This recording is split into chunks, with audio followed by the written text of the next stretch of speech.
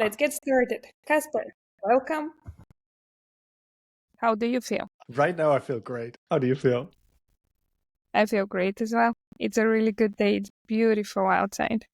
You can barely anything but feel great when it just is like sunny and nice outside. I think this is actually one of the daily basis we appreciate about our life in the state of sunshine. It is the sunshine. Yeah. If Andrew Huberman is right about things, getting sunlight on a daily basis, oh my God, it does a huge boost in energy levels, motivation, and just general happiness. Yeah. I mean, being born in the Nordics, having grown up in darkness, I must say there is another path, and it's better. You've seen the light in the end of the tunnel. I've seen the light quite literally here in December, which is new. So You move to the light. You cross the tunnel. yeah. Joke aside, a year we've been in the process transitioning our life from well-established Scandinavian life, which everybody knows is very well organized.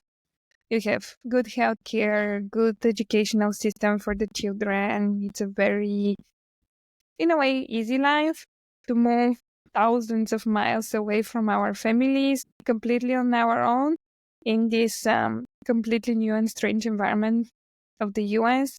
How do you think the way there has been? I think there is like a very connected experience of like how like it all comes together. So if your kids feel good, you feel good. If your kids feel bad, you also will feel bad. If you feel bad, your kids will feel bad. It's like everyone has to feel good. Seeing our two kids thrive and feel so good as they do here, I think has by itself just made an incredible experience. Seeing them learn English, learn American culture, learn math and reading and writing and whatever they push them to learn in school, even though they're like 3 years old. It's that's been a journey.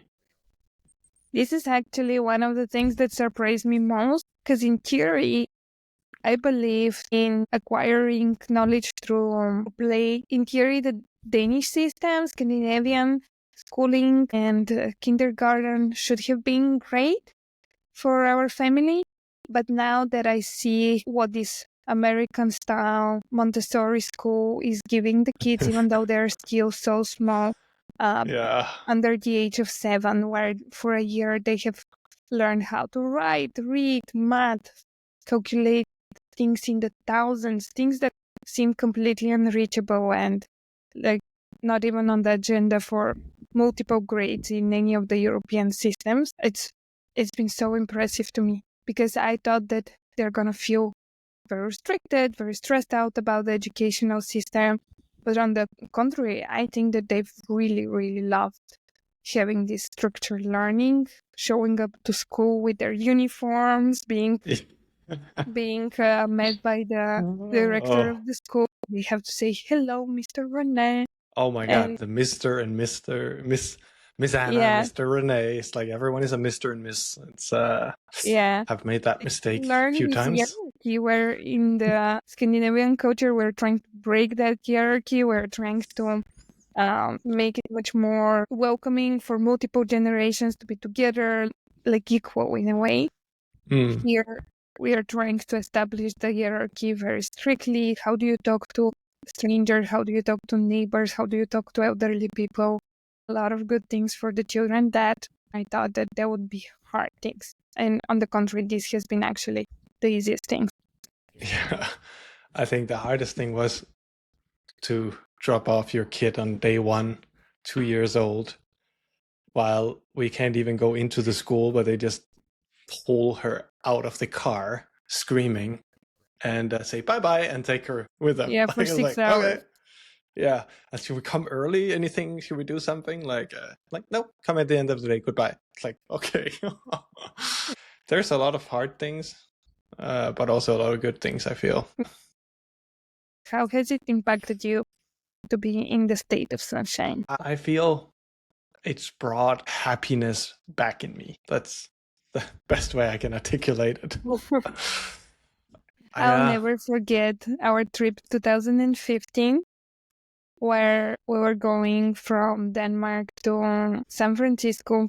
It was your first trip there, and you were standing in the airport and just looking around, and you said, I was supposed to be born here.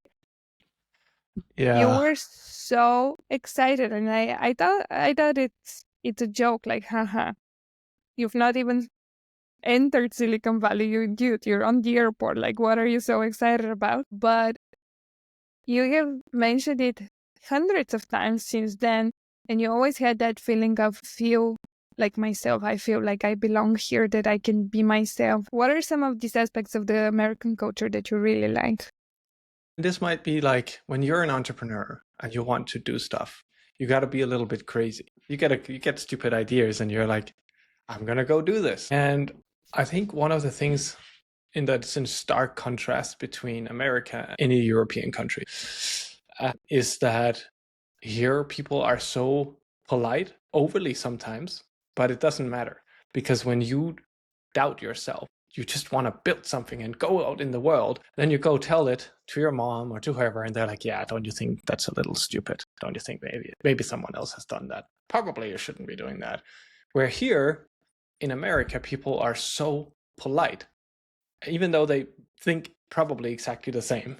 They're like, oh my God, that's so interesting. That's amazing. Yeah, 100% do that. Good for you. That's amazing. You should do it. And you go do it. You might fail, or it doesn't really matter, but you do it. And you do it because people are encouraging you to do it. And I think that culture of encouragement, of fake or not, for me as a person, I thrive a lot in that. I feel that this is really fueling me. I think there is no better place in the world to be an entrepreneur.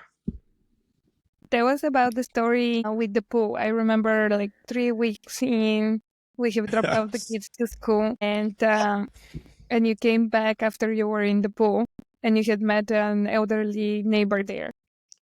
Oh, I think we should take the preceding months first, how we had been in Denmark asking friends in tech whether anyone wanted to back us up. It was impossible. We tried to raise money, and I mean, I'm sure we were looking incredibly stupid. That's the thing. I'm sure they had very good reasons, but reality is we just weren't able to get anyone to invest in us, despite talking with probably like 50 plus investors. We go to the United States, we move into an apartment here in Miami. It's like some building complex with a lot of diverse people. Miami is a retirement place, so there will be a lot of like elderly people that are just looking to retire and enjoy life. And there's this woman, she's probably 70 or something like that, and she's called Karen, and she's really cool, and it's amazing. We talk a little bit, and she asked what we were doing, and I'm saying that we're building up this company. We moved here, the entrepreneurial dream. We're now trying to raise money. And oh, really? That's so interesting. What? Wait a second. I could be an investor. I got some stash. I mean, like, that's like, you will never in a million year meet a single person, like random person, nothing to do with tech, just living there and like, you know what? I can invest. People in America use money to fuel growth. People in Europe hold on to money to preserve their wealth. And I think that's really like the big difference. After landing in America, we've gotten like within a month and a half, we had 13 angel investors, right? You can just see the attitude in America from an individual level is reuse money, back up each other, say positive things. The best way to really describe it is that people here are looking for opportunity, and they are aware there's risk. Like, it's not like people are dumb or closing their eyes of risk, but the risk has much less of a factor than opportunity. Opportunity is the driving force here. As you're saying, the neighbor, an elderly woman, she's like, oh yeah, I'm hearing about AI being hot right now. I don't know anything about these technologies, but probably it's up and coming. Is there opportunity? Is there opportunity? Whereas what I've experienced in Europe, in any of the countries we've lived in, and the investors we've met with, it's always like, okay, but there's risk.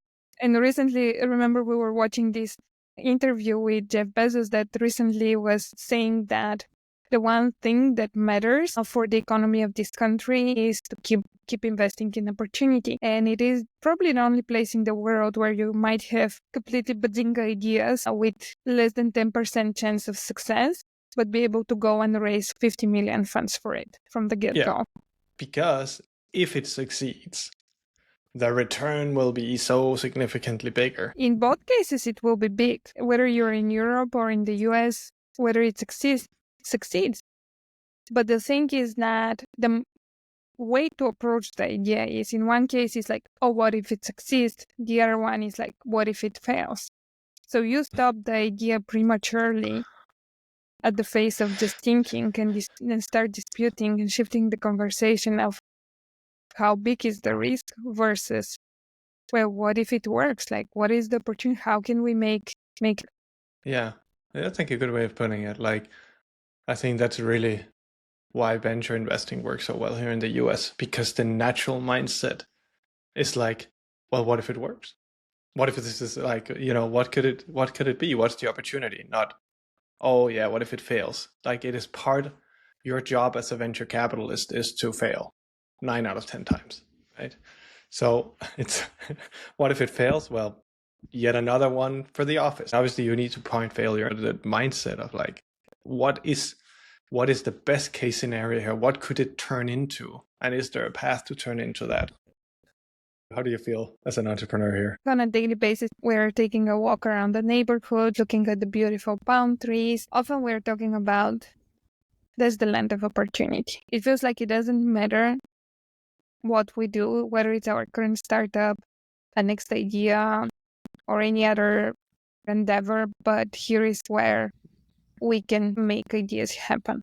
I just feel enabled. And of course, part of it is also the age we're living in and AI and how much AI has done for me personally as a non-technical person to now have this new form of expression. Right. How has it enabled you? Wow. It's just, I feel like I'm so blessed to live through that transition from the manual process to the automated process, because I know how things were so slow, how many workflows were so unnecessary, and how people's days were filled with busy work. And that's one of the things that both you and me have worked on for so long, like the past decade, like building these productivity tools, trying to remove steps from people's workflows.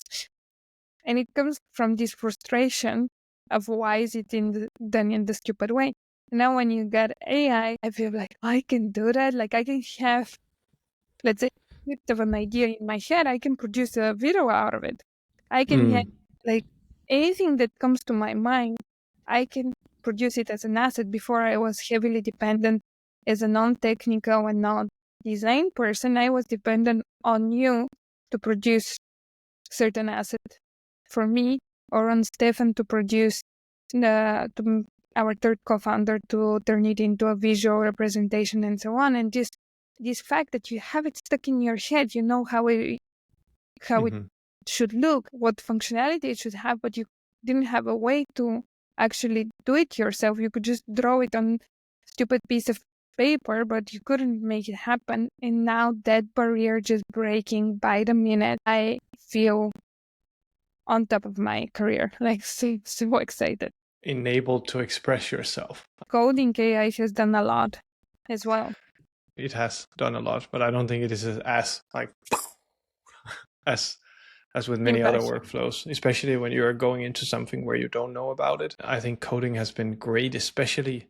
Actually, I think it has made it a lot more fun, because all the tedious stuff that you usually hated are now just like boom, boom, boom, done. It really enables one person to do a like really versatile amount of work in a lot of areas, right? If you think about what you can do as one person now with a few subscriptions, and how many things you can cover that before you had to use like a full team for. It's really, it's very impressive. We're steering away from our reflection of the year. that just went by, and jumping into work, which is a tendency of ours as a family that works together. We always are jumping quickly between the professional life, the personal life. And actually, that's one of the things that a lot of friends are asking us about, like, how do we manage? Just 1 second, Yana. The school is calling. Hello? So the school just called. This, That's a go all parents, no matter where they are, fear. I think the first thing you do is you look at the clock and it's like, have I forgotten something? It's like, The year has passed and now we are on the other side of it. What do you appreciate most about our life right now? there is this magical feeling to the place we are in Miami right now with our small kids, with this diverse culture. There is so many experiences, very inclusive as well. That just feels like, wow. It doesn't mean there are no screams when unfair things like putting on your shoes has to happen, right? Like things like that. I'm sorry. It's a little weird that you do that, by the way, Yana. Why do you scream like this just because you have to put on your shoes? But it's fine. Our life is like we go to work and then we go off work and then we're on this like fantastic vacation, like with our family and our kids every day. Like the experiences that we have in life right now, I find it very rich and very fulfilling. How do you feel? Absolutely. I think that this change that we made and going from a fully settled and organized life in a beautiful place and great society like Denmark, to starting from zero here in this new place, destroying that life seemed like absolutely crazy move. And everybody around us, our families, nobody was in support of that. Everybody was just like, what are you doing? Why are you doing it? Do you know how hard it is? And arriving here with so little support and so little sustainability. Like in the beginning, we haven't raised the funds, so we didn't know even if we can stay. Yet we couldn't just go back. We lived for 6 months or so without any furniture in the apartment. The toys of the kids was the Amazon packages that were arriving. It was absolutely refreshing compared to, but like so different, like resetting our lives like that. And it was Yeah. not easy. And then I remember when it started getting good, like roughly a year ago in January, February, where we started like settling, we started knowing like if I need to go to the pharmacy, where is the pharmacy? If I need to go to the shop for this particular item, where do I go? Amazon. Amazon. Apparently. The answer is invariably Amazon, at least from my Exactly, case. exactly. Sorry, And if I don't find that it on was a bad Amazon, example. Yeah, but like playgrounds to learn your way around the city, Mm, how do you register a car, like how do you get a driving license, all these parts of life, things you gotta do.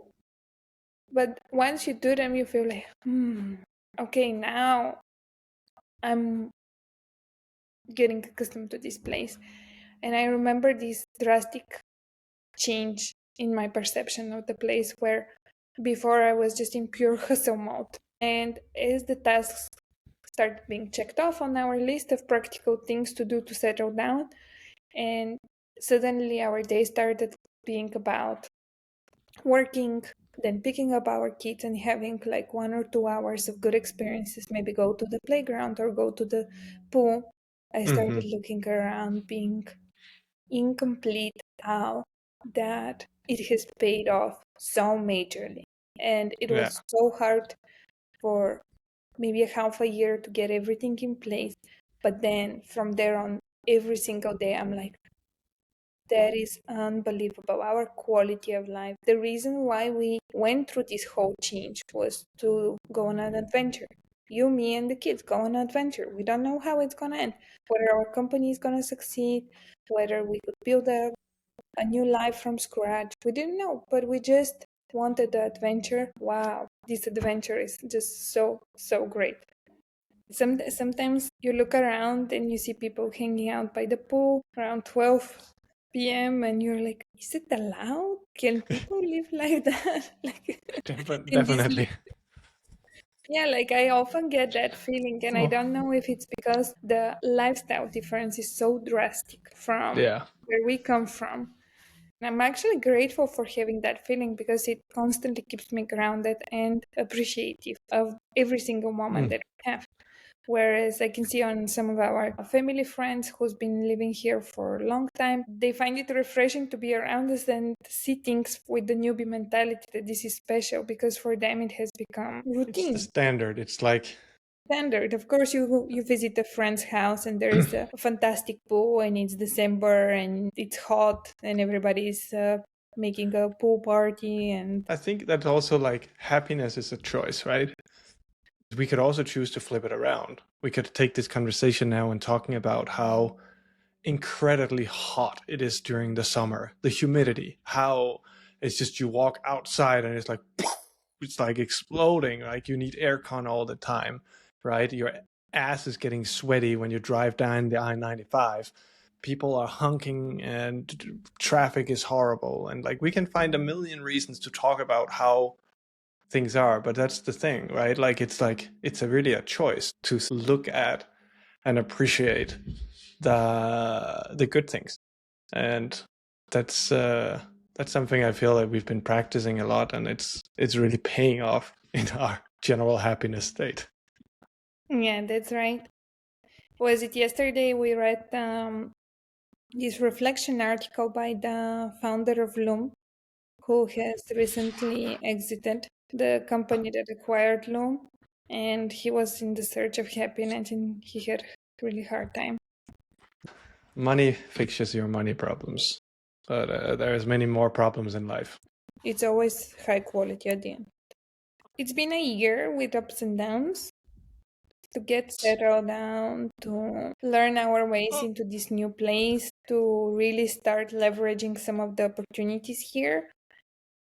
And now, what is your New Year's resolution for 2025? Where do you want to be next year when we have a conversation like that? I think we should commit to 100% growth month over month for a year. That's hairy and audacious.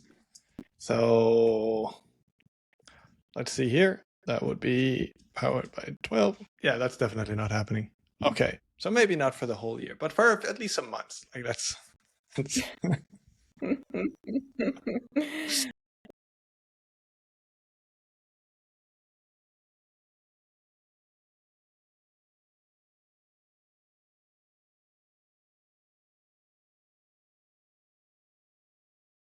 I feel that I have good action items on the business side to stabilize our situation so we don't need to be on the treadmill um, of building out the startup where it's constant worries of how many paychecks ahead do we have.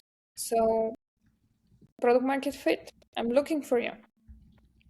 here we Day in, go. day out.